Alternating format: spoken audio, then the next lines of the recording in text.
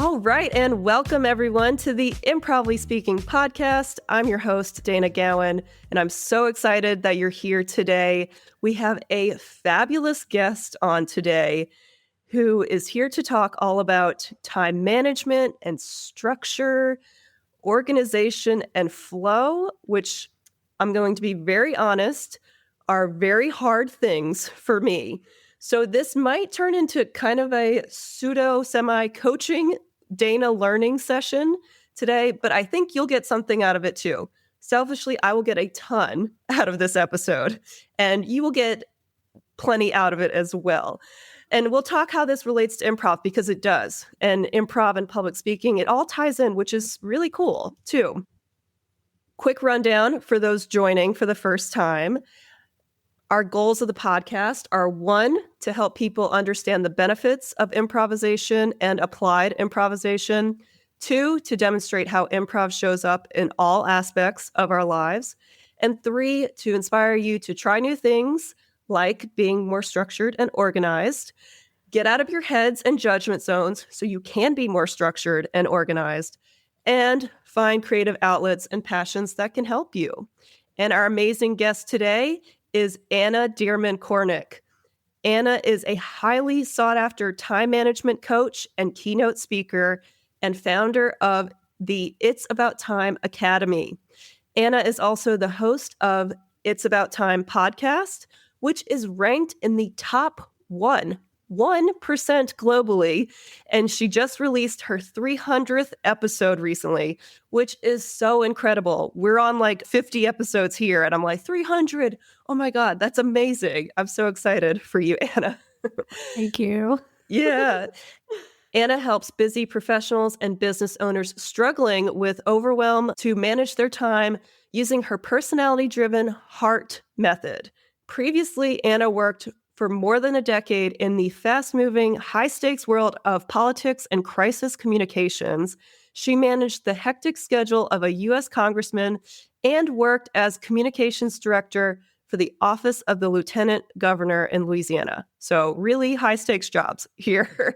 And it's no surprise that Anna thrives on creating order out of the chaos. Anna and her husband, Scott, also own and operate Studio Pizza Productions, which I love that name. And they do a lot of podcast editing and just video editing in general. And we'll talk about this later, but Scott is the editor for this podcast, which is so fun. Anna lives in Southeast Louisiana, more specifically Madisonville, for all my Louisiana fans listening out there, which I have a few, so I want to be very specific. And she lives with her husband, Scott, and 2 kids and dog, sweet little doggy who lives the best life out of all of us. Muffin. And Muffin, oh my gosh, Muffin has the best life. This is directly from her bio. Anna is a true Louisiana firecracker who has become known for making time management fun. Thank goodness, because otherwise I wouldn't be able to talk about it today if it wasn't fun. Please welcome the amazing and awesome Anna Dearmon Kornick. Welcome, Anna. Yay. Oh my gosh. Thank you so much, Dayna. This will be fun, I promise. And it sounds kind of ridiculous. You're like, yes, I make time management fun. But I really think that I do. And the people who listen to me seem to think so. So let's go. Yes, we'll get into all of my struggles, too, of time management and organization, too. Bring it. But I do want to share how we met, and I kind of mentioned it in the bio. I am a client of Studio Pizza Productions, and Scott has been editing this lovely Improvly Speaking podcast for the past 2 years, at least a good 20, 25 episodes he has edited and had to listen to me talk. And I'm sure he's loved every minute of it. No, he gets to listen to you talk. That's the reframe. He doesn't have to. He gets to. He gets to. Yes. What a gift. What a present. Right. And I love that we share a Louisiana connection too. I grew up in New Orleans and went to high school in New Orleans. And I think when we were first chatting and kind of coming on board, Scott went to a local close boys' high school. I went to a close girls' high school. A few years older than me, not calling you all old, but right. But we like knew some of the same people too, which is just, it's a small world, right? Yeah. My sister-in-law went to the same high school, and now I have tons of friends who went to the same one. I know you were like, do you know so-and-so? And I was like, yeah, I went to grammar school with her. Do you know so-and-so? Yeah, I went to high school. Like, Yeah, I it's love so funny.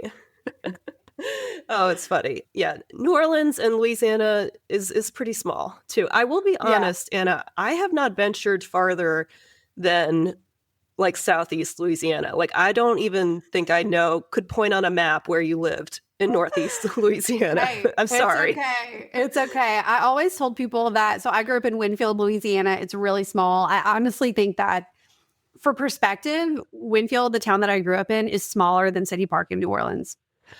Wow. Okay. Yes. So it's a small town. And not only that, but it's not close to anything. You know how most of the time people are like, oh, yeah, I'm from so-and-so. It's by New Orleans. Or I'm from this place. It's near Baton Rouge. Well, Winfield literally is not nearby anything. It's 2 hours from Shreveport, which is the closest big city. It's an hour and a half from Monroe. It's an hour above Alexandria. It's 45 minutes from Natchitoches, which is also small. But that was the closest movie theater we had access to, was 45 minutes away.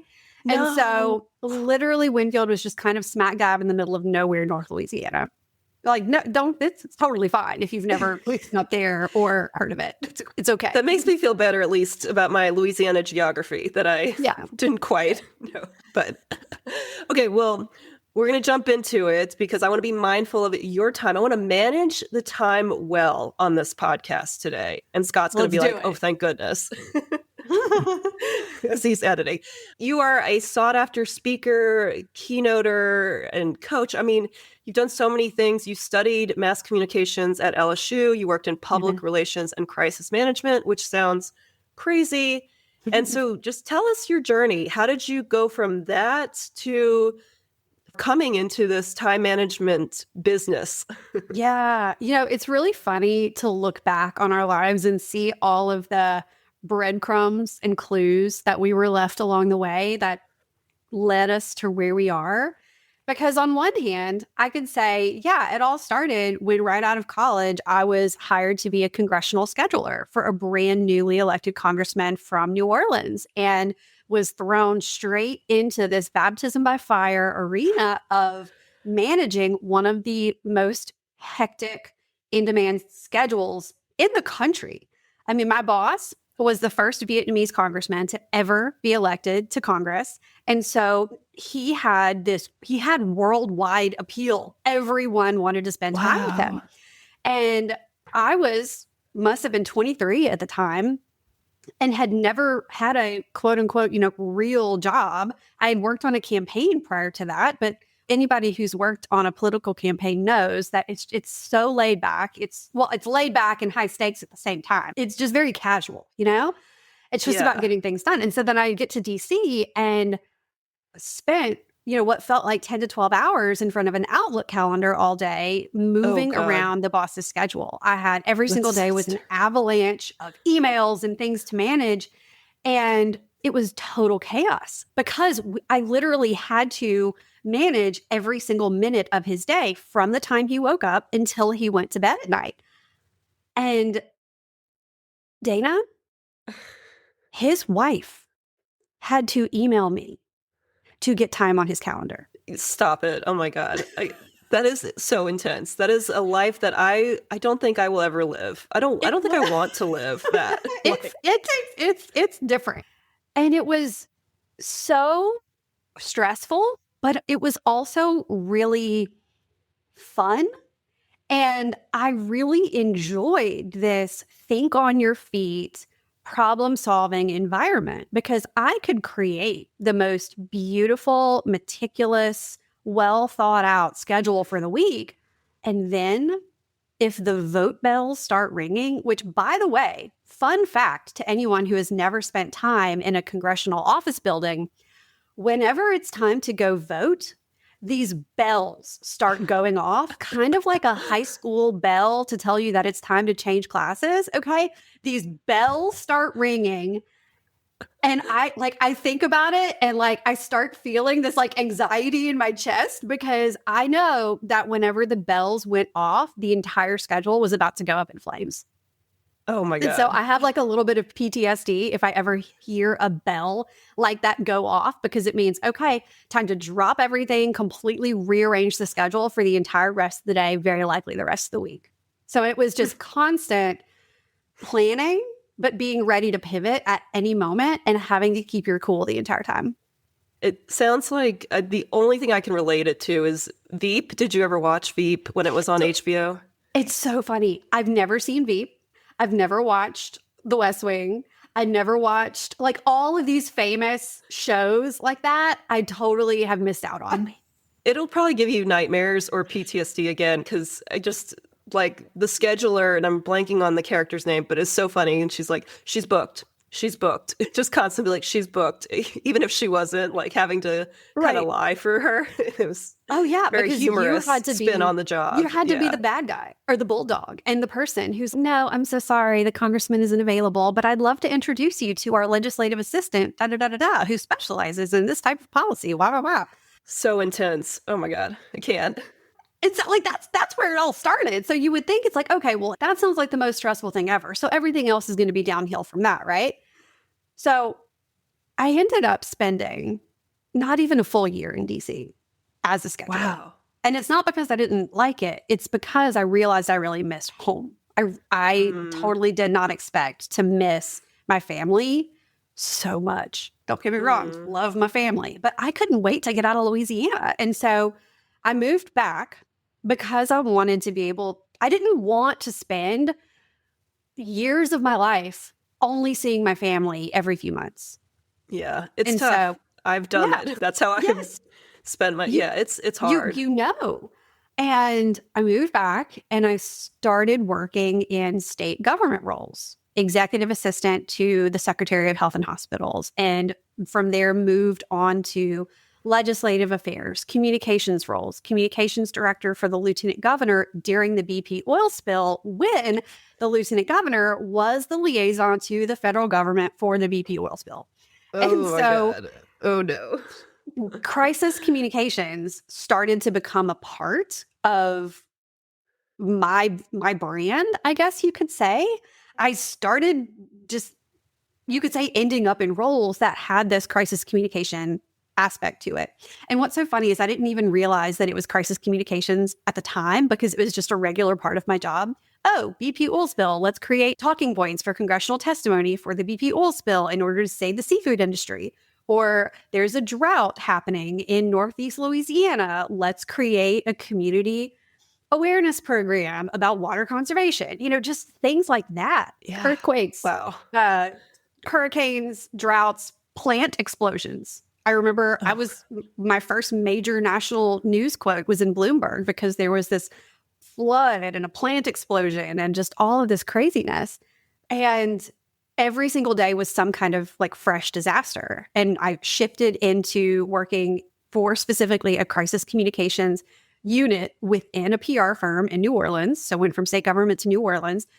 And the funny thing is, Dayna, when I left state government to go work for this agency, I wanted to work for them because they specialized in travel and tourism and hospitality. And I wanted to do fun PR, not disaster PR. And then on my first day, they're like, welcome to Anna Dearmon, the newest member of our crisis team. And I was like, what?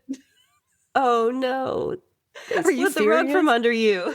You just did that to me. And so, I mean, the crisis situations just kicked up even more there, where it's like a more life where every minute counted. It was late nights. It was rapid response. This was where I was dealing with hospital crisis situations. And one time I did actually escort a high profile New Orleans individual whose name you would definitely know down a freight elevator and into a back alley because there were TV cameras parked outside. Again, I've never watched the TV show Scandal, but I've heard comparisons. It was nuts because it was this whole nonprofit embezzlement scheme that he had become embroiled in. It was wild. But then, Dayna, there was this one nude swimming scandal at a restaurant Like, think about that. Those Only in New Orleans, right? I'm sure this happens everywhere, but oh yeah, nude Louisiana swim scandals at restaurants totally happen everywhere. Louisiana is known for its corrupt politicians. I was gonna say people, but no, regular people are good. Politicians are, yeah. Oh my God. It's wild. So yeah, those words don't go together. And Right. it was nuts. And the thing is that what do they say? You go from the frying pan into the fire. If working on Capitol Hill and state government crisis communications was the frying pan, then working in crisis at this agency was definitely the fire, because it was just one thing to the next. But the thing is that when you are managing a crisis situation for a company or an organization that hires you, or let's say you're working in-house for a state agency, you are paid by the organization. But the thing is that you're working with people, and you're working with people who have never been in whatever situation this is before. You're working with people who are often scared, and they don't know what is about to happen. They can't see the future. They are putting a lot of trust in us to save their business, save their reputation, save the people who they serve, whatever it is. And what I found is that in an effort to be there for these people who were in these really difficult situations, that I was not there for myself. I was not showing up for myself. And I moved home from DC in order to spend more time with my family. And all of a sudden, here I was missing out on the exact family time that I had moved home to be a part of. And it was just this, I would love to say that it was a huge wake-up call, that one day I woke up and I was like, I've had enough. But it was really more of a slow burn. Slow burnout, right? Yeah, exactly. Slow burnout. It's like people talk about how if you put a frog in boiling water, it'll jump out immediately. But if you is that a Louisiana thing? Do people say that? Maybe it's the whole thing is fake anyway. It's not true. But if you put a frog in a pot of lukewarm water and you gradually turn up the heat, it'll slowly boil to death, because it gets used to it, and it gets used to it, and it gets used to it, and it gets used to it until it's too much and it's over. And I was more like the frog who the heat had slowly been turned up on. And one day I did end up hitting, like, this is not, I think I missed just, it was like Red Dress Run, or it was a festival, or it was just something that wasn't a big deal, but it was because I had missed so many things. And I was sitting in the guest room of our house in New Orleans, working on a weekend while my husband was off having fun with all of my friends, all of our friends. And I was like, this is not what I want. This is not working for me. And so gradually I figured out my exit plan, and I left the world of crisis communications, as for the most part. Thank you. As much as I could. You know, it's really hard whenever you've spent almost your entire life operating in one way to suddenly tell yourself, okay, we're going to do something different now, because your body has to adjust to that. It's not just a mental thing. It's a physical thing. For sure. I was addicted to checking email, even though I didn't have any emails to check. There were no crisis situations, but I was still looking at my email constantly, because that's what I was conditioned to do. And it took a while to rewire myself. And it was in that journey to rewire myself and figure out, okay, what do I even want my life to look like now? Because I'm the one who's in charge here. I don't have to just accept that I am someone who works in crisis communications PR and do that forever just because I made that decision once. I can make the decision to change and do something different. And it was in that figuring out that I checked my spam folder one day. Do you ever go look in your spam folder and see if there's anything interesting in there? Yes. A lot of times when I don't have any emails in my inbox, I'm like, I wonder if they're all in spam. And they're not all in spam, but they're coming eventually. Yeah. But I have that email feeling like, I got to check my email. So yes, I do check my spam. So I opened up my spam folder one day and I was like, I wonder what cool things are in here. And there was an invitation to a Myers-Briggs certification training that was coming to New Orleans in December. And I was like, is this fake? Why did it go to spam? Is this real? Because I've always been a personality assessment junkie. Like, I love personality assessments. I always have. You give me one of those quizzes in Teen Beat magazine, or you give me a BuzzFeed quiz to know what type of pasta I am. Like, which Disney character are you? Exactly. Which Disney princess is your BFF based on your fall color palette? Whatever. I love a personality assessment. And I've always liked the Myers-Briggs. I remember taking that assessment in a college leadership development class and thinking, oh, wow, this really makes sense to me. And I looked into it and it was real. There was actually a legit Myers-Briggs training coming to New Orleans. And so I signed up for it. And I was like, I'm going to become a certified Myers-Briggs practitioner. I don't know what I'm going to do with this, but I'm going to do it. And I went, met a ton of great people. Some people that I met at that training, I still talk to today. Nice. And it's so funny. At the very end of the training, they asked us, okay, we're going to break up into groups based on how we're going to learn this. I want my coaches over here. I want my counselors and therapists over here. And I want my internal HR people over here. And everybody was just breaking themselves up into these neat little groups. And I wasn't working at the time. I was kind of doing some freelance social media, like little things here and there, but nothing that was really lighting me up. And I was like, well, I'm definitely not going to be a coach because that's weird. And I'm not a counselor or a therapist. And I definitely don't work in HR. So I'm just going to hang out right here by myself in the middle, because all I want to do is use the Myers-Briggs to help women not be so overwhelmed and manage their time better. And I don't know what that is. So it turns out that's coaching. That's coaching, yeah. But you didn't know it. It took you a little while to figure it out. Didn't know that. Didn't know that. So crisis communications to burnout to an email in my spam folder to going to Myers-Briggs training and being like, I just want to use this to help women not feel so overwhelmed and manage their time better. This was all before kids, right? Like, yes. Yeah. Okay. Yeah. It was all before kids. I do get the switch, at least because that's what I did. Like when Evie came, I was like, I need more flexibility. I can't do the 9 to 5, or you were doing like way longer hours. So I get that with kids, but you had all these epiphanies like even before kids too. Well, I just remember thinking, how on earth am I supposed to have a family and be the type of mom that I know that I want to be with this lifestyle? Absolutely. And it's hard. It is hard. And here's the thing, Dayna.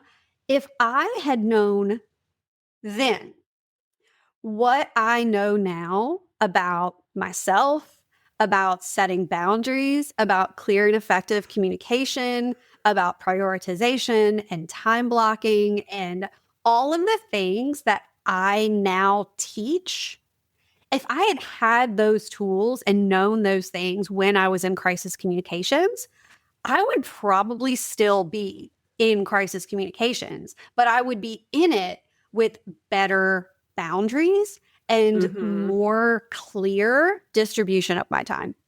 That's the thing. I'm not blaming it all on crisis communications. I'm blaming it on the fact that I wasn't equipped, because I'm not going to go on off a huge tangent about this, but we are not taught how to manage our time. No. And even if we had been taught when we were in high school, whatever, things are so different, and we have to process so much more now compared to then, that anything that we would have been taught at that point wouldn't have even been helpful, because the world has just changed so much. And so again, I don't want to blame crisis communications. I want to blame the fact that I just wasn't equipped with what I needed to effectively manage that. And I want to give, to help, to teach women, people, doesn't matter, what they need in order to thrive in the careers that they've chosen. Because most likely the careers they've chosen are similar to yours in that they are not teaching or providing resources.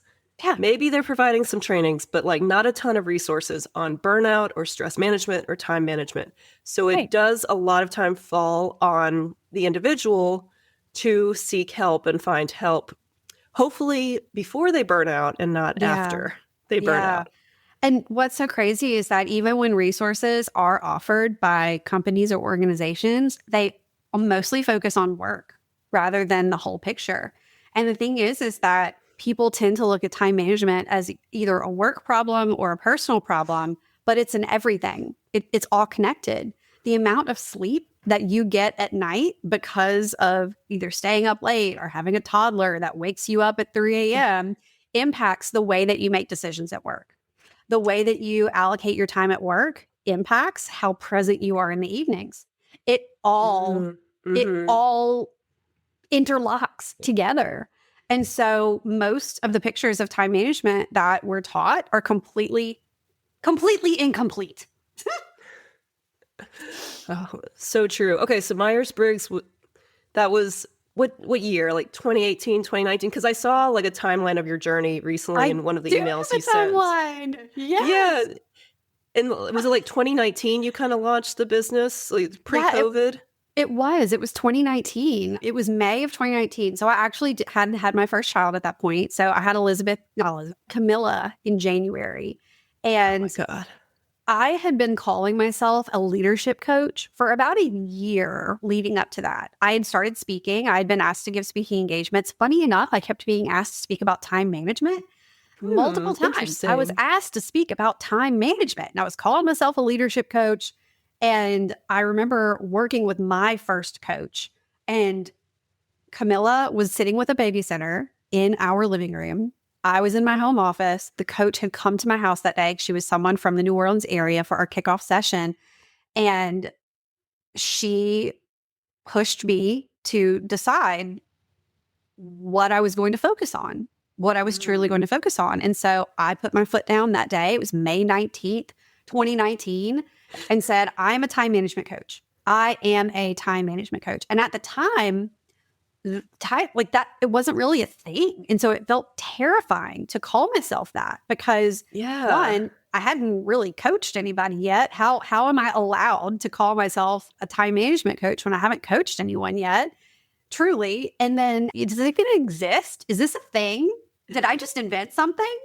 I mean, a Google search did eventually tell me that there were a small handful of other people out there that call themselves time management coaches, but very few. Yeah. So it felt like this uncharted territory. And I was like, okay, let's go. Well, if it's not a thing, I'm going to invent it. I'm going to make it what I want it to be. And we need this. People need this. Let's go. That's incredible. And I mean, I imagine COVID was tricky because a lot of people had more time, but didn't know how to use it. Right. Well, here's the interesting thing. Like, most of the people who I serve, and my heart is for busy, professional, working moms. Okay. Yeah. Now, that's not the only. I work with men. I work with all kinds of people. But professional working moms have struggles that are very different from everyone else and way more emotional, invisible labor than people realize. And during the pandemic, working moms were losing their minds. Oh my God. I can't imagine. Because they had kids at home and they were trying to work remotely, many of them for the first time.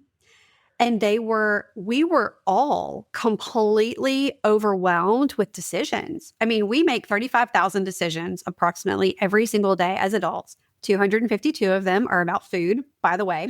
I like to think that number is higher for people in Louisiana, though, just because we have such a variety of food to work from. So but many anyway, options.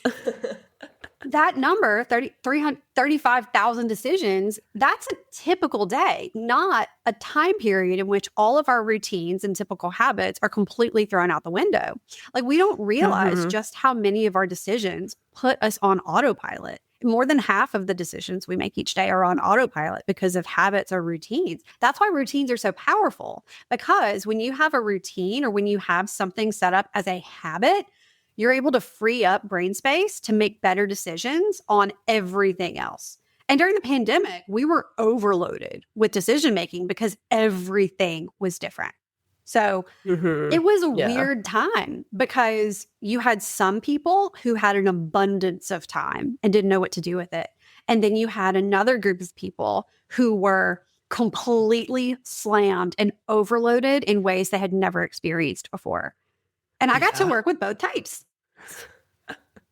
And like you said, you can look back and reflect and like kind of see the journey, but as you're going through it, you're like, I have no idea. Is time management coach a thing? And like 6 years later, you're like, oh, it's definitely a thing. Like, I'm doing the thing, right? It's definitely a thing. Like, that's awesome. But it's hard when you're in the thick of it. Like, going, is this okay for me to do? I think I'm going to go for it, you know? Yeah. And it's even still hard because, if I were a business coach, there are so many super successful business coaches that I could look to and emulate.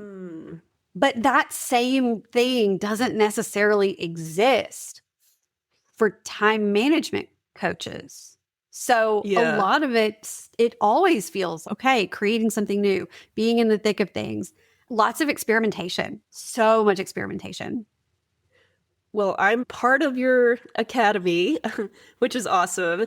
And I know recently you put out like email inbox hero. And yes, I'm just like, inbox hero. Oh my God. Like, where has this been all my life? I'm terrible with emails. Like, you would not like my inbox. They never get moved. They just stay in the inbox. I do not separate. I do not move them over. So I need to listen to that series ASAP because that's again something that you're creating because you're sensing a need that my clients could use this. And it's a fun challenge for me too, because it's concepts that I have taught in conversation and coaching sessions, but I've never captured it anywhere. And it's a variation on the exact same system that I used to manage my email when I worked on Capitol Hill, and just translating it now for everyone else. And the challenge that I gave myself was like, I want to see if I can write, record, edit, and push out a video every single day. And it has been really hard, Dayna. It's been very hard, but I have learned a lot in the process.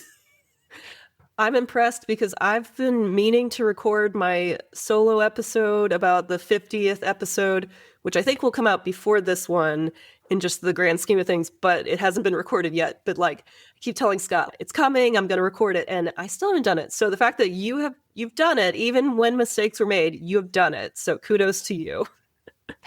Thank you. It's fun and stressful. Yeah. Okay. So I got to tell you, because I've just started with the academy, and I know we'll jump into that more, but at least on this level of sharing, I will tell you that time management is very hard for me. It has always been hard for me. Do you know True Colors assessment? Okay. So I have heard of this one.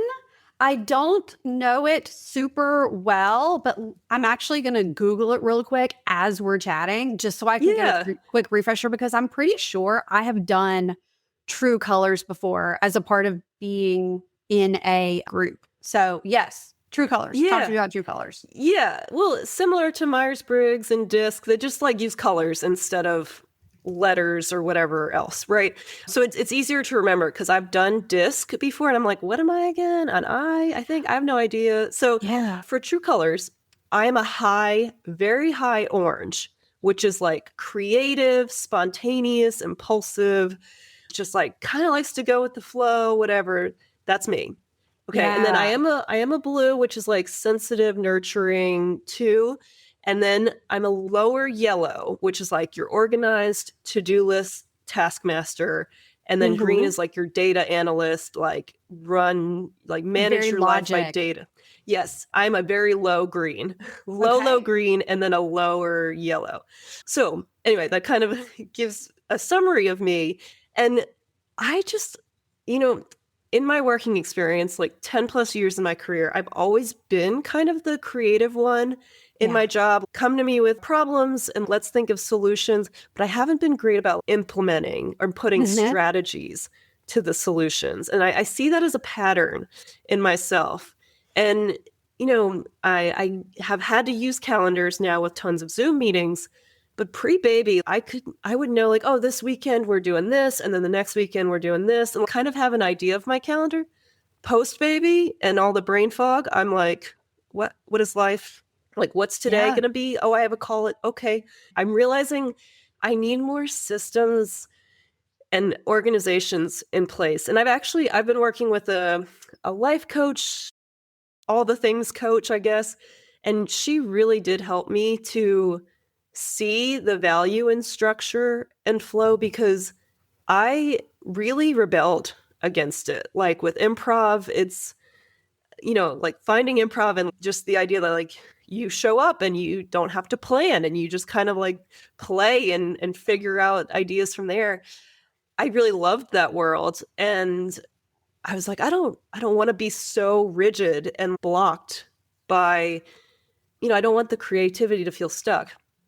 And what I've learned, and I know you'll say this probably in a better way, is like the structure and organization actually helps the creativity flow because it gives you time and you release a lot of the stress in your brain from all the tasks and to-dos by actually like doing those things. Then you create more room and space for creativity to flow. Now, am I great at implementing that? I try to time block. And then I'm like, oh, I don't feel like doing that right now. And like the toddler in me goes, I don't want to do that. And then I don't do it. And now in starting my business, I'm seeing like I need to have some better discipline and better strategies that work for me. So that was like in a short nutshell, like kind of my struggles. And so what would you say to someone like a high orange like me who's like, I haven't been great all my life. I have not been great at organization. Yeah. Maybe you haven't excelled at organization, but you have absolutely excelled at ideas and possibilities and creativity and imagination and creation. And the thing is that if every single person in the world were the exact same, that would be super boring and we would not be able to get a whole lot done, Like we need to have people in the world who are super structured because we need bridges not to fall down. And then we need people in the world who are super creative and idea-based and even a little impulsive and just fly by the seat of their pants because we need entertainment and we need joy and we need art and we need all of those good things. So anytime someone says, I wish I could be more like blah, or I wish I wasn't so mine, no, we need you to be the way that you are. And that's the reason why I believe that your personality has to drive the way that you approach time. Your personality has to drive the way that you approach all of your decisions around time management and even down to the way that you label your time blocks, Dayna. So what's so cool is that you telling me that you are a high orange with some blue. So I have the True Colors summary pulled up right now. So for Myers-Briggs, which I think you still need to take your Myers-Briggs. You get to take that with me, like the full on in-depth. This tells me that chances are you are probably a perceiving type. So in Myers-Briggs, there's E versus I, which is introversion or extroversion. There is sensing versus intuitive or intuition, which sensing is more concrete, black and white. Intuition is more concepts and theories and possibilities.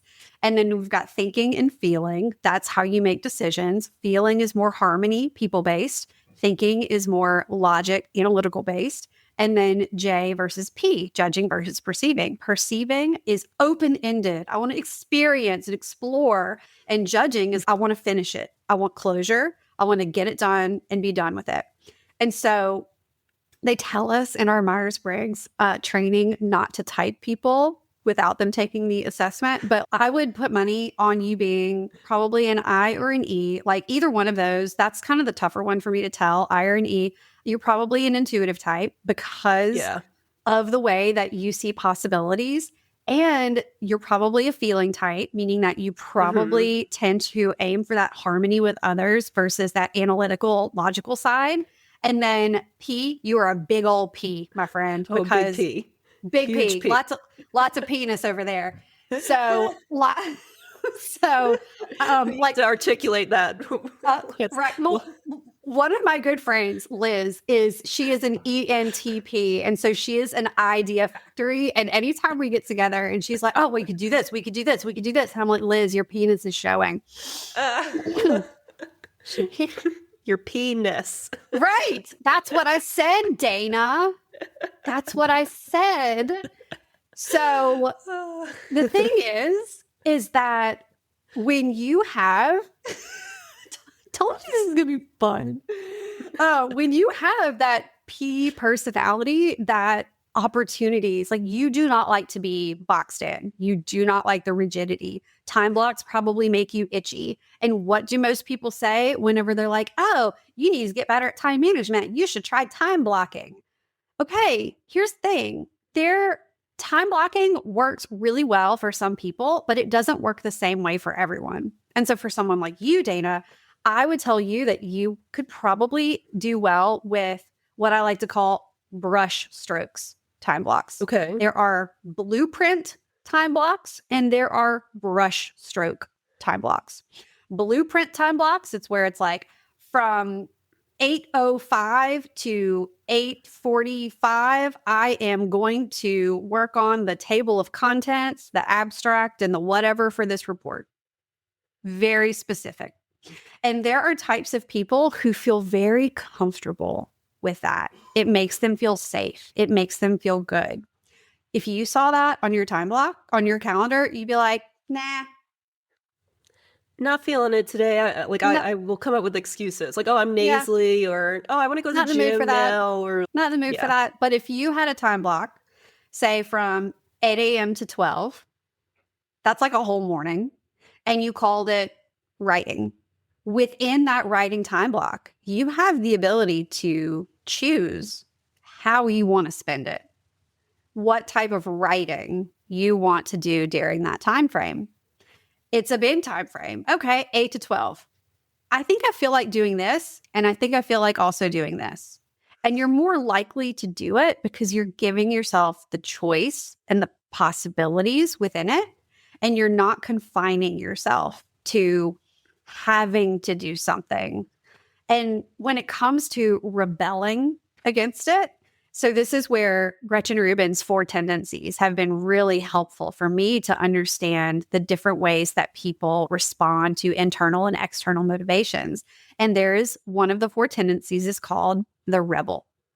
And the rebel does not respond well to internal or external expectations. It's kind of like, you can't tell me what to do and I can't either, is basically the rebel. And so the way that a rebel follows through with things is by making whatever that thing is a part of their identity. So if you have a time block on your calendar from 8 to 12 that says writing and you see it and you're like, you know what? I don't really feel like writing, but I am someone who exercises my creativity in words. Then because that time block reinforces who you are, you're more likely to do it. And so I like to tell my P friends, my rebel friends who don't want to work out, for example, I don't feel like working out. Are you someone who takes care of your body? Well, yeah. So just remind yourself, hey, I am someone who takes care of my body. I am someone who works out. It's just changing that language to speak to yourself in a way that you understand, that you listen to, that makes the difference. And you know what? It's not foolproof every time because we're human. But knowing those things about yourself enables you to adapt a system, adapt a method to the way that you think rather than following someone else's system step by step. Because that's the reason why most of us think we're so bad at time management. It's because the time management methods out there that we've seen and maybe tried either don't feel like a fit or they weren't made for people like you. They were made for that type of person who created the system. And trust me, I have done a lot of time management stuff. I've taken advantage of resources with my previous employers. I think one of them was like eat that frog, training, like where you try to do the hardest thing in the morning. And I'm like, that's a great idea. And then poof, that didn't work. That doesn't work for everybody. That doesn't. And it doesn't work for everyone because some people need to already have a healthy dose of dopamine in order to feel ready to do the hard thing. So it's like going in cold. It's like I don't know, running a sprint without warming up first. There are some people who need a runway before they do a hard thing. And it takes kind of knowing, am I the person who can jump straight into the hardest thing? Or do I need to do 3 small things to build up that momentum so that I can be ready to move into the hard thing? Again, you've probably taken in a ton of time management stuff that was built for people who do not think like you. There's not a ton of time management resources out there that speak to people who are high orange, that speak to people who are P's. Just about everything out there is trying to put our P, our high orange, our high I people in DISC into a box of structure. And they rebel against it every time and think that they're bad at time management. And it breaks my heart because it's just not time management for the way that you think. That's what we do differently in the academy. That is the way that I approach things. It needs to be adapted and tailored to you. Yeah, I appreciate that because just in my corporate job, and then you see I see my coworkers who are very organized, like high yellows, super organized, get everything done, don't drop deadlines. And I'm like, I want to be like them, but also in general, they do seem more rigid and not willing to be vulnerable or try as many new things too. And so it's like this tug and pull of well, I don't want to change me. But yeah, I know you're you're miming. You're like, no, don't do that. How do you think they would do in an improv environment? How do you think they would do getting in front of a group and speaking and having to go off the cuff and adapt to weird curveballs that happen? Right. But I mean, that can be trained, I will say. That can be trained. What else can be trained? Organization and structure and flow. Right, for the way that works for you. But you know what? Here's the thing. And I don't say this to be discouraging, but for you, are you right-handed or left-handed? Right-handed. Right-handed. Okay. Learning to do structure like a green and gold is going to feel like writing with your left hand. Mm-hmm. You can do it. You can eke out words and it might be legible. And you know what? If you practice every single day and put a lot of thought and intention into it, you'll be able to write with your left hand, but it's never going to feel as easy as it would be for a green and gold. And I think that when we recognize that we're all made really differently. We have these settings, we're wired a certain way, and you were made to have the creativity and the flourishes and to go with the flow. And I want you to lean into that in every environment that you can and know that, hey, it's going to be uncomfortable whenever I have to make myself be structured.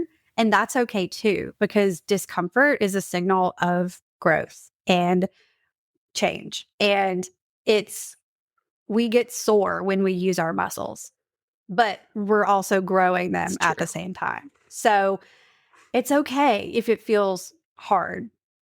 There are things for you that are going to feel easy for other people, and they're so jealous. Okay, relating this to public speaking, because this is a big one for me as a speaker, I am constantly like running long on my presentations and workshops, to the point where, like, if it's an hour, I'm like, oh, I have an hour. And like I plan, I use Session Lab that like time blocks out the timing of the exercises, all the good stuff. And then at the end, it's like me rushing to wrap up and conclude, which is never effective. Like at that point, just end it, because no one's listening as you're trying to talk really fast and wrap up and include everything. It's so chaotic. And I'm doing better, but I mean, any advice there for our speakers? I mean, I feel like everyone goes through this, like in their speaking journey. Like when I was in Toastmasters, 5 to 7 minutes, that's so much time. And then you do it, and that's not a lot of time. And now I'm like, introduce myself in 5 to 7 minutes. It's same. I mean, I took the first 5 minutes here to do the opening of this podcast. Like time goes by so much faster when you're a speaker, and especially on Zoom, virtual time, like I think goes by 1.5 speed, I think. Oh, okay. Yeah. You know, it's interesting. I feel like in person, like stage speaking goes by faster for me. I've never thought about that before. That's interesting. So just like every speaker, like I've struggled with that too in the past, because I will change the way that I tell a story often. Or I will add this or I'll add that. And then before I know it, I have accordioned out my talk a whole lot wider, a whole lot longer than it needed to be. And so kind of the way that I approach timing within a talk is I wear my watch. If there's not some type of a monitor, like a timer that has a name, has a special name, that timer thing. Some stages will have the timer thing for you. But if not, I wear my watch. I'm a time management coach, of course. And I know that by this time, I need to be at about a certain point. By this time, I need to be about at a certain point. So I kind of think about it in terms of milestones. Like if I am drawing my talk out, and something that I did really early on when I was establishing the talks that I've now given tons and tons and tons of times, is I use this Post-it note method where you take a manila folder and you break the sections of your talk down into like 1 to 2 word groups. Okay. So I know that I've got, we'll call it welcome, company specific, welcome, self-deprecating backstory, roadmap for the day, draw the pig, productivity pitfalls. So I've got these 1 to 2 word names for each of my sections. Okay. I've never asked another speaker this, so you're going to have to let me know if it's just me or if I'm weird. But I have in this manila folder all of these Post-it notes, okay? And each one is a different color that represents the type of section it is. Like, okay, this is humor, this is teaching, this is a story. And so I can see, as I'm speaking, I can see this folder. Okay, I'm speaking. I can see this folder and these Post-it notes in my mind's eye and know where I am in terms of what the Post-it notes are on the folder, and know, okay, I need to be to the bottom of this column by about this time. I need to be in this section by about this time. So that's the way that I think about it. And I don't know if that makes sense to anyone else, but it works for me. I love that method. I mean, yeah, obviously there's the outlining piece, but I love the colors and how you can picture it. I think Session Lab, you can kind of do colors too, and that's a way to organize it online. But I don't know, Session Lab is tricky, I think. I love that. That's a great like DIY method that works for you, right? And I was going to see it. I had one handy, but I can't find any. But yeah, I did. And I would take the manila folder with me and look at it on the plane, or just have it as.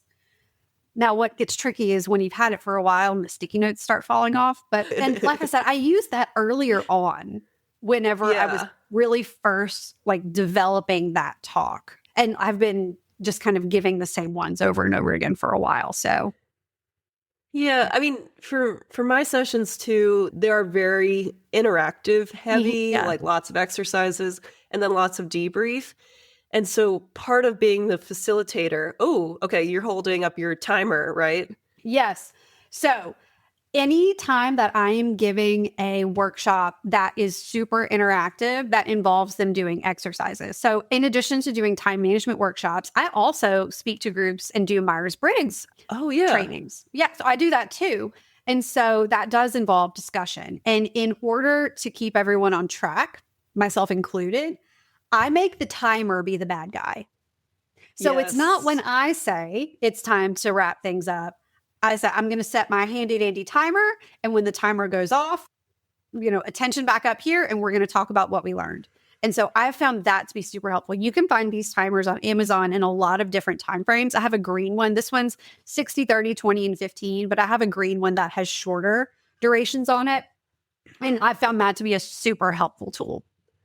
Yeah, I think that is helpful. And sometimes when you are in the debrief and it's like really juicy, it's okay, like I will release whatever's planned next because Yeah. and even like on the podcast too, this happens. Like I have a plan for notes and then it's like we go off on a different tangent and it's whatever happens and shows up today is what's meant to happen. So I can release that as part of the flow of life. But I also want to still like wrap up and conclude in a concise way. And so that is my improvement. And we're all improving as people and speakers. Totally. And that's going to take a while, but it can happen. I know I can Yeah. improve on that as a speaker. And it's also just getting in the reps too. I know you speak a ton, you have spoken a ton, and it just takes kind of knowing how to pace yourself and what parts, okay, this story's going a little long or this question's going a little long. So like you said, what am I going to release? What am I going to cut shorter for the rest of the segment in order to make up for it? It is so cool what is going on inside of a speaker's head as they're speaking, because you think about it, we are talking and we are teaching, but at the same time, it's like this part of our brain's working, but we also have this over here thinking about the timing, reading the reactions in the room, being aware of where we are on stage and what we're doing. Like, it is just the coolest thing to think about what is going on in a speaker's head as they're speaking, because it is not just the words coming out of their mouth. It's the ultimate, like, what, pat your head, rub your belly kind of thing. Like, yeah.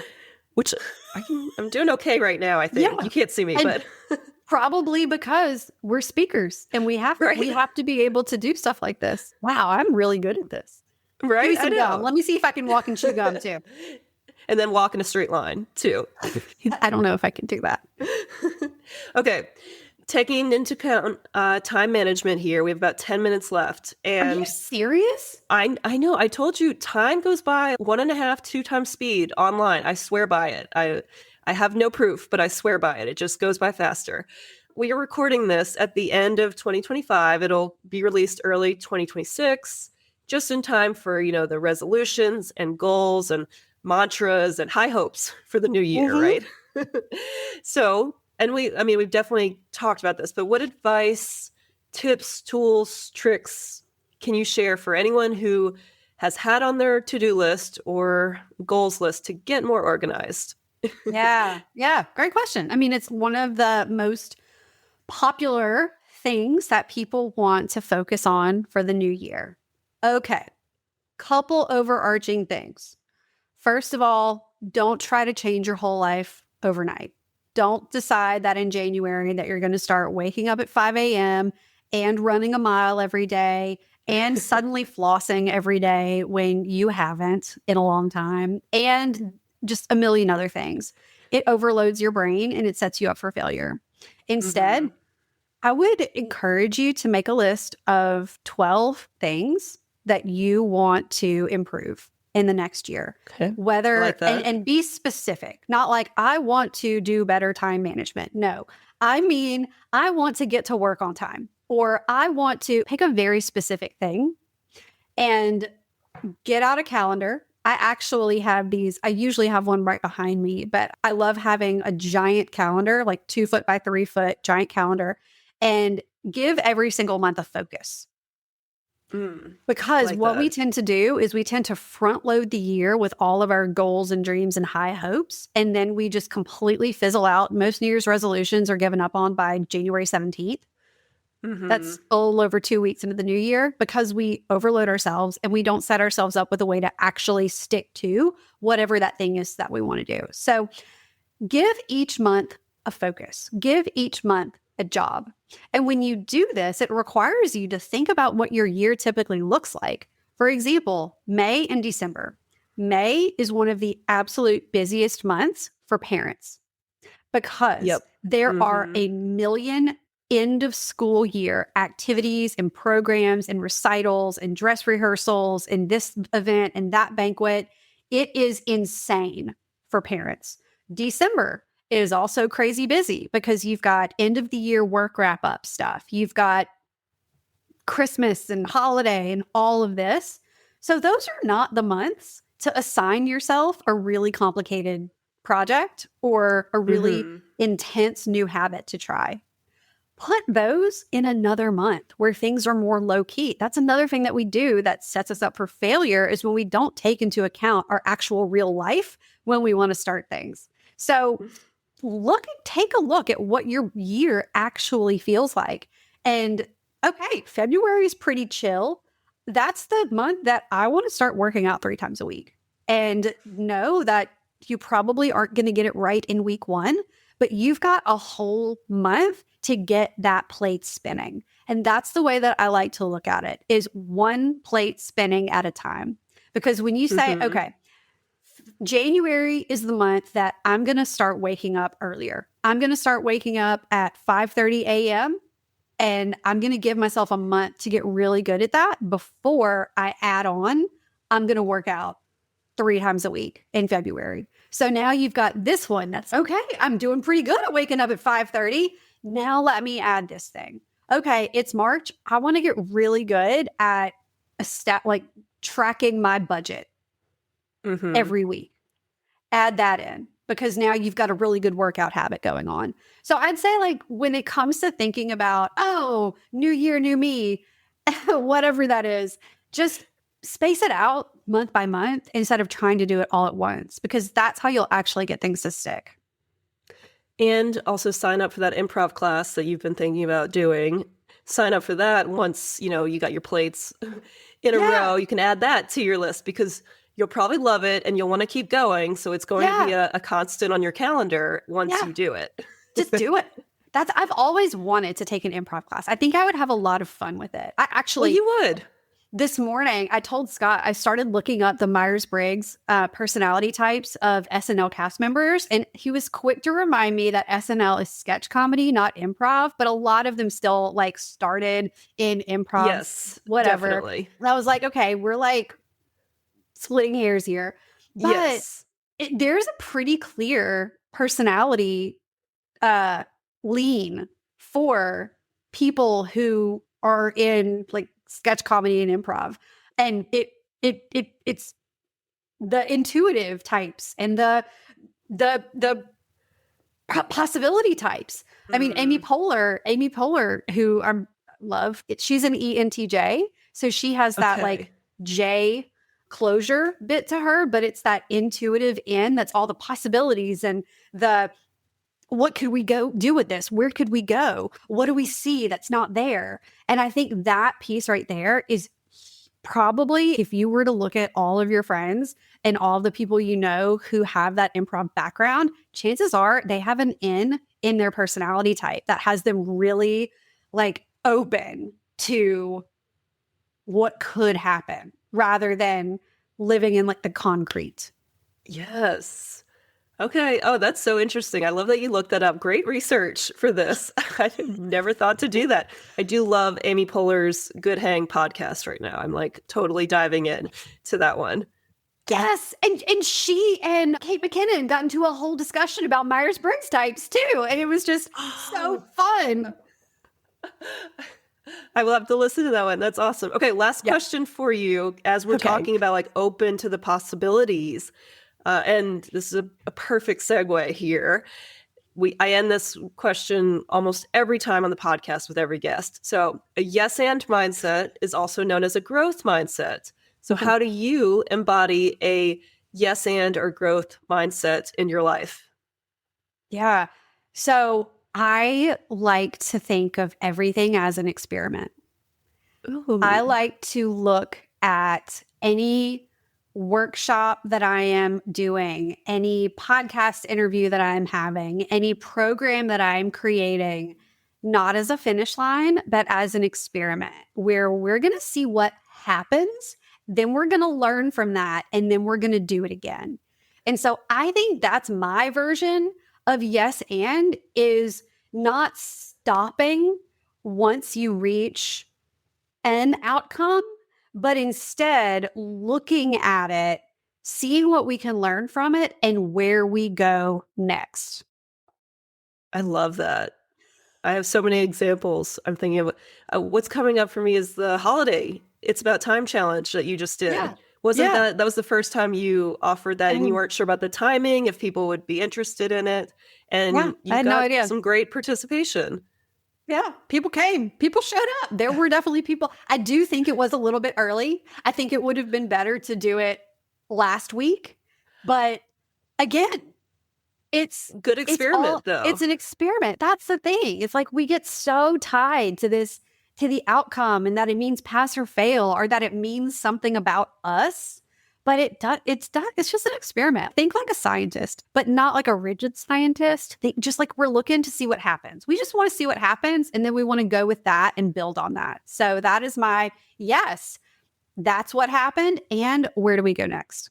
Yeah, I love that. I like that experiment. That's really good for business too, because you can get caught up in the outcomes. And for example, right now, like I'm offering these like free or pay what you can play sessions, just to play and have fun during this busy time.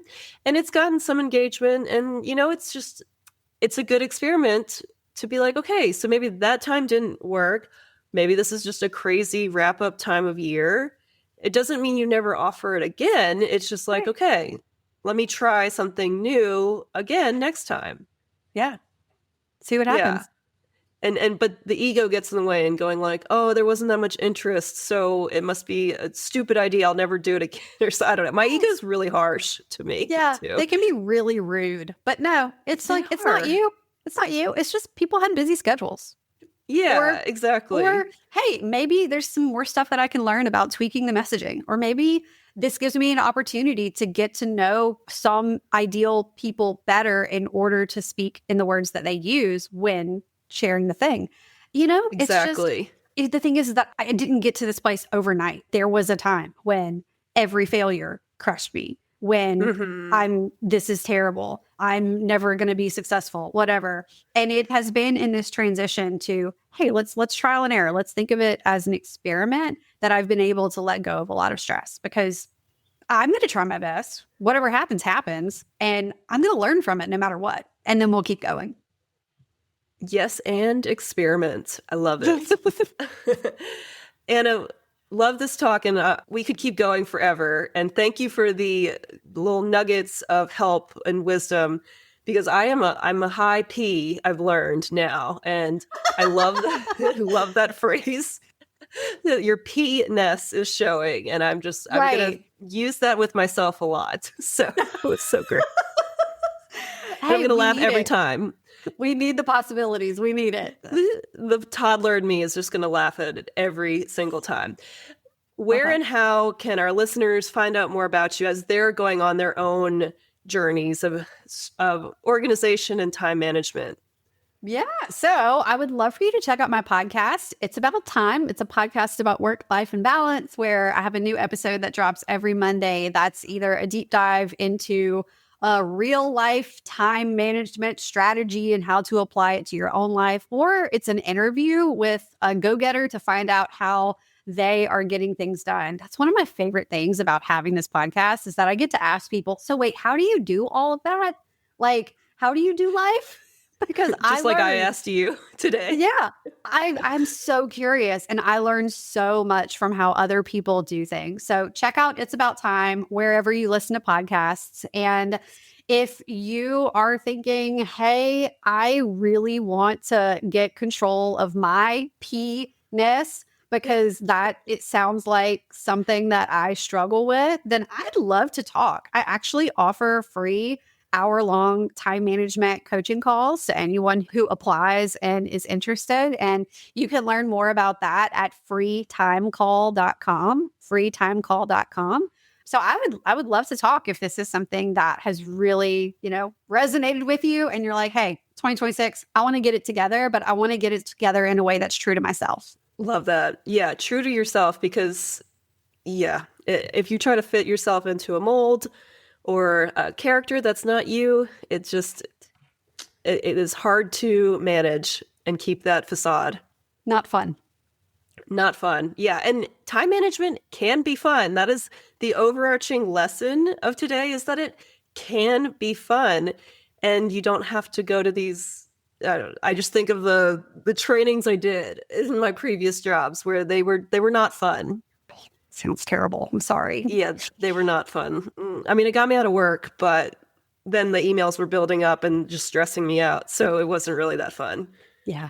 Anna, thank you so much, so much for your time, your knowledge, your super funness.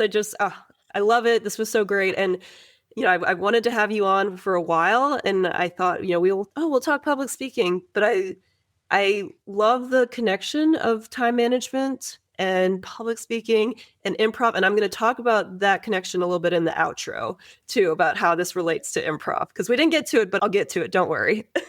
Love it. I love it. Well, thank you so much for having me. This has been so much fun. I knew it would be. This is amazing. Yeah.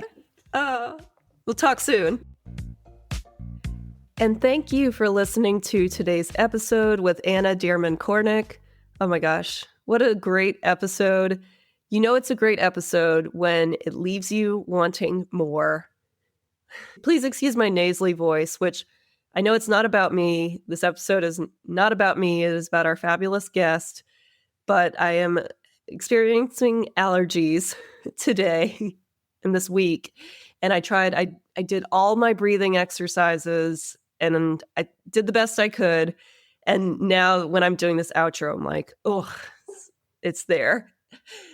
Again, not about me, but I feel the need to call it out because I was listening to another podcast where the guest's voice was slightly off. And I was like, do they have a cold or something? And I think it would have just been helpful for them to say that. So I'm saying it now at the end, like, voice is slightly off, and that's okay because Anna did all the talking today, thank goodness, because she had so many great tools and tips and tricks to share today. And I told you I was going to get a lot out of it selfishly. And I hope you got some great nuggets of wisdom and helpful things to improve on as well. I'm looking at my notes here and just looking at some of the things that I wrote down. And of course, I wrote down a high P-ness, which make sure you articulate that well. Still laughing about it. It's like the third time. I'm such a child. I love it though, because that sticks. It's like, like people say, don't should yourself too. And again, articulate, don't should yourself. It's really hard to articulate well when you have allergies, by the way. But that sticks. So it's funny what sticks in our minds. And you know what? Whatever sticks, just go with it. So high P-ness, brush strokes instead of the time blocks. I think that will really help me too. Writing out the 12 things that you want to improve on and then just focusing on one each month. So helpful because I am such a all or nothing person too. I'm like, I want to do all the things and I'm going to do them tomorrow or next week. And none of them ever happen. Hence why we're here. So also I like the one plate spinning at a time, or also kind of what we were doing, like the tap the head and rub the belly and then chew gum and walk in a straight line, like very similar things. Like how can you add on to all of the things that you're juggling? And I have to share with you this too, because I think this is really fun. So Anna did her holiday Take Back Your Time challenge. She offered it in October, I believe. And it was like a full week. Every day there was a different webinar or session. It wasn't a webinar, like live interactive session. And you could watch the replay if you couldn't join. And then it had homework that you could do. And Anna's so great. She has like drawings and stuff in there. And to back up a little bit, Anna also offered this challenge, the Take Back Your Time challenge, in, I want to say like April or May this year too, but it wasn't holiday themed. Of course, it was just regular Take Back Your Time management. And I joined that, but it was a really busy time. And I did watch all the sessions, but I wasn't really able to do the homework and fully participate the way that I wanted. So when she offered this challenge again in October, I was like, oh, I'm doing it again. And then I was pleasantly surprised that it was holiday themed because that wasn't really on my radar. Like I was just like, I need to improve in overall time management. I wasn't even thinking about the holidays yet.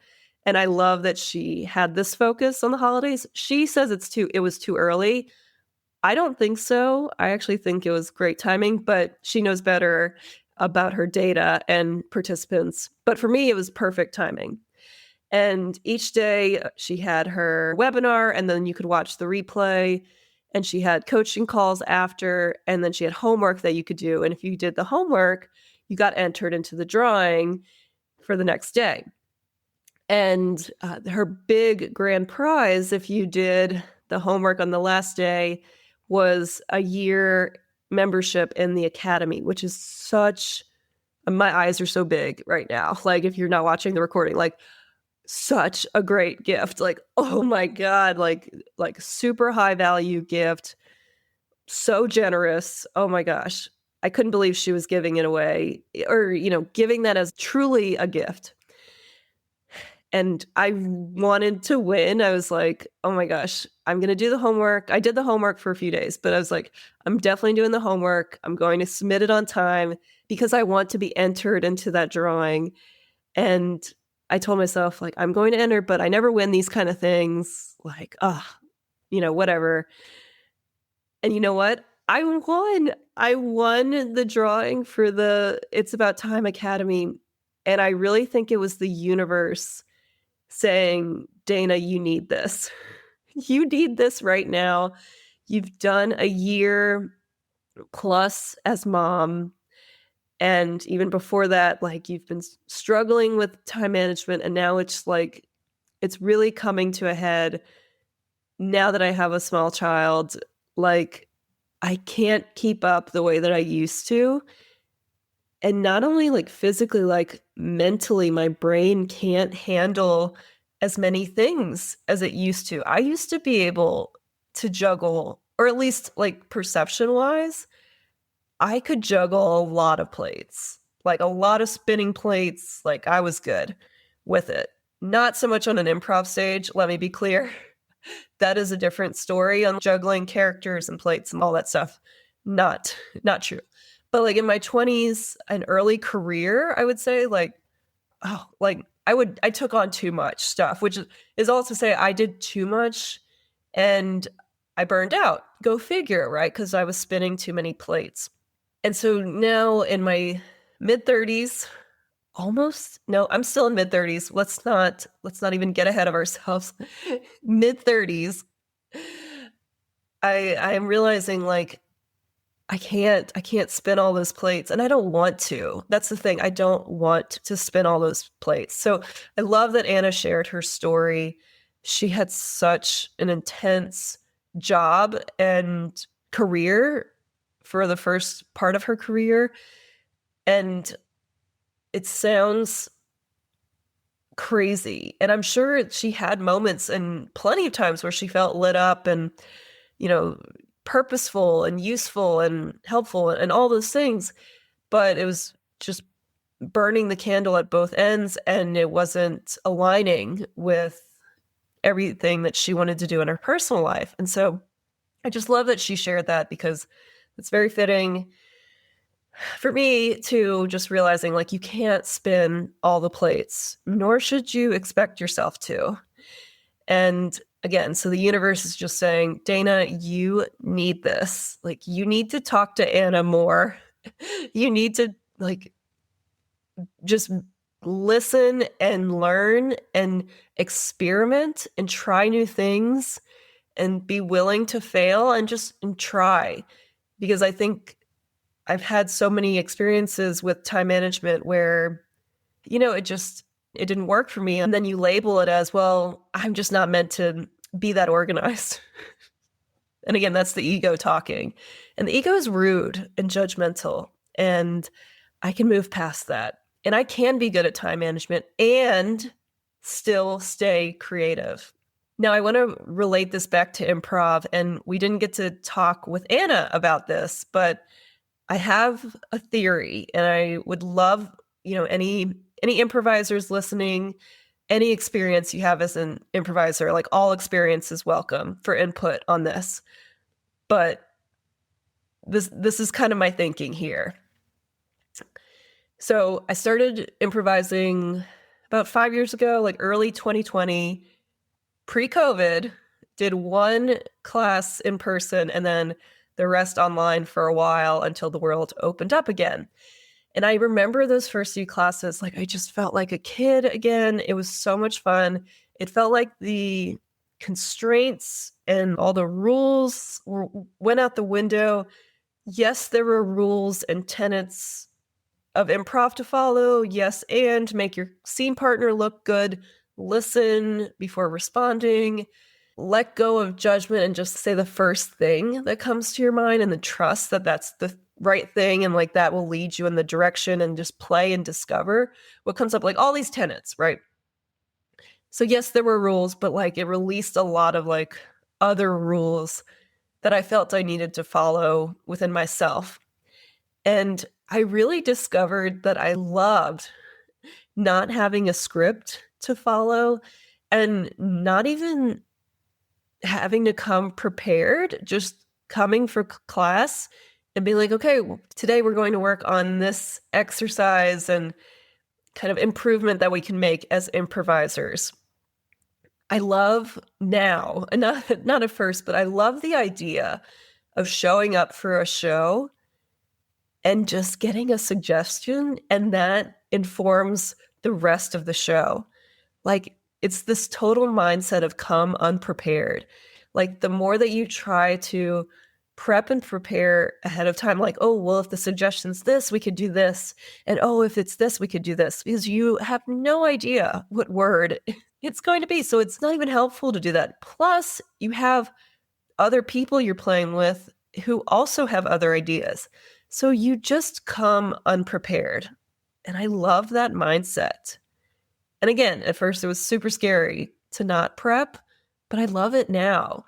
And I think as an improviser, like really getting into this improv journey, like I said before, I wasn't great at time management. And then getting into this improv journey, it was like, I really balked and rejected this idea of structure and organization and time blocks and just like having to be more rigid. It felt really constricting. It felt really rigid. And I didn't like having the rules attached, But in thinking about it more and like relating this back to improv has a ton of structures and forms. They have formats for long form improv that you can follow and you learn and then follow throughout the practice or show. And that helps to inform and create this whole masterpiece. There are so many forms in improv that we can study. And I'm just going to list a few off of the top of my head. Okay, actually, I had to write them down just so I could like really remember some of the forms. Like there's deconstruction, pretty flower, slacker. There's genre, which is like many different routes that you could go. There's musical improv, which again also has many different routes that you could go. There's improvised movie and town hall. You could also do a road trip and macro scene, micro scene. Like they're all similar. Some of them are similar. And then some of them build on each other. And again, I only named a few. There are so many out there, but they're all formats. They're all structure that we can follow in improv to create a really nice show for the audience. I say nice because if it is like road trip or like macro scene or micro scene or genre, like if you kind of tell the audience what you're doing and then you really implement it, it does wrap it up in a nice bow because you're like, oh, wow, they really did that thing and they improvised it. Sometimes deconstruction or like really thinky forms. Oh my gosh, I forgot the Herald, which is like the ultimate form of improv. Ew, did I just say that? I don't know. It's like the most widely known form, ? Of improv. Anyway, yeah, if you're watching a Herald or like deconstruction, the lay audience person may not know like the structure or format, but it does organize it nicely and it like allows for beats and different timing to move on to different things. And so that is really helpful. And that is structure. That structure of the form allows for creativity to flow. And I said this earlier in the episode. I was so against the rigidity, but I have learned that the more structured I am in that, if I do put something on my calendar or if I write all the tasks down that are in my head, if I do a brain dump and write all the tasks down and start figuring out a way to do the tasks, then I'm not so stressed out by the looming tasks and all of the like to-dos, the mundane to-dos. I can get those off of my plate so that my plate is empty or empty-ish so that I can be creative in what I want to do. So taking time to do those to-dos then creates space for creativity. In improv, learning the form and adhering to it, not in a rigid way. You don't have to be like, okay, that was 5 minutes of the deconstruction. We must move on. But it allows for a nice flow of creativity. And I think that's really beautiful. So all that to say, in that long-winded tangent there, my lesson learned here is that structure and organization and time management in general creates more space. It creates more space and room for creativity and flow, not less. And that is a big lesson learned in my life. This is me maturing as an adult here to admit that like I can do both. Like we can both and like we can be both creative and manage our time well in a way that works for us. And I do think my problem is that I've been trying to do other people's methods or, follow other methods that work for others. And I haven't quite made the system that works for me yet. So I've got a year with Anna in the It's About Time Academy to really learn and grow and focus on myself. Also, I want to tell you that I really enjoy Anna's podcast. I listen on and off because I'm not a great podcast audience right now, but I do listen on and off when I feel like, oh, I need a voice talking about time or something. I'll go to Anna's podcast and look at her recent episodes. And I remember I listened to one with a guest, and I can't remember the term they called it, so I'm going to get it wrong, but it was like revenge time, basically. They were talking about essentially like if the kids go to bed at 8 or 9 and then you stay up after from, till like midnight or something and you scroll your phone and you watch TV and you basically take revenge time. Like it's okay, I'm going to take time for myself, but it actually kind of is sometimes sabotage because you stay up too late and then your kid wakes up at 3 and you're like, why did I stay up so late? And it's this constant perpetual cycle. And I am quite guilty of that. And I appreciated having a label to it, even though I can't recall the exact label, but that did resonate with me. And so she has really helpful guests on her podcast too, and also has great solo episodes with tips and tricks. So all to say that if you are looking for some more help on time management, maybe you're a high P-ness, check out Anna's resources because the work that she's doing is really helpful.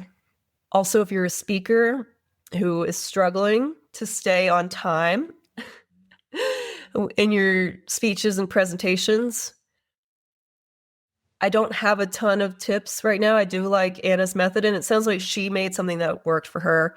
So the key is finding something that works for you is, I think, the big lesson there.